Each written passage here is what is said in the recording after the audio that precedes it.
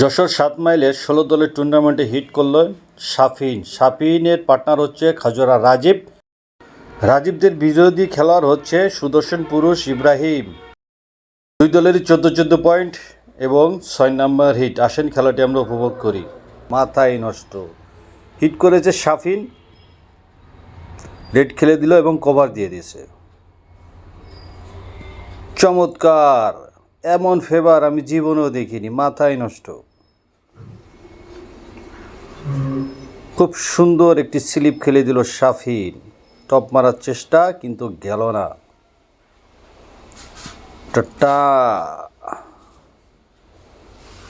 টান নেওয়ার চেষ্টা এবং সফল, সাকসেস। ব্যাসটি খেলে দিল এবং একটা চাবি শট দিল। চেষ্টা করতেছে সাদা গুটিটা ব্যাট করার জন্য। একটা ফাইন তুলল, স্ট্রাইক রাজীবের হাতে।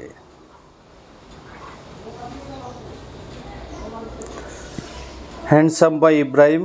ইব্রাহিম অত্যন্ত ভদ্র এবং ভালো একজন খেলোয়াড়। দেখা যাক কি হয় শেষ পর্যন্ত।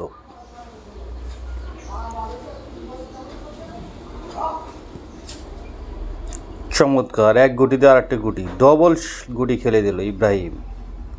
মিস করে ফেলল ইব্রাহিম, সাদার টাচে খেলতে পারল না। আর মাত্র 2টা গুটি আছে রাজীবদের।